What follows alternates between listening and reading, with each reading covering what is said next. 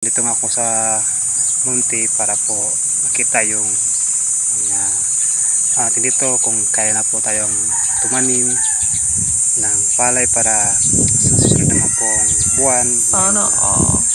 ano naman po tayo mga kamasters alihin.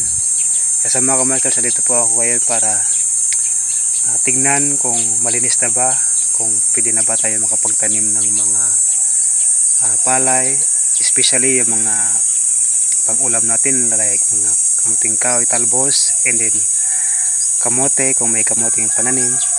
Dito po ako mga kamasters para po tingnan kung malinis na ba para makapagtanim na po tayo. Kasi palapit na po ang tag-ulan. Dapat po sa mga kamasters, ngayon po ang tag-ulan, marami po tayong mga pananim na pwede nating ibenta sa market. Kaya sa mga kamasters natin dyan, magtanim tayo para may anihin. Gaya nga ng sabi ko, magtanim ka para mayroon kang makuha.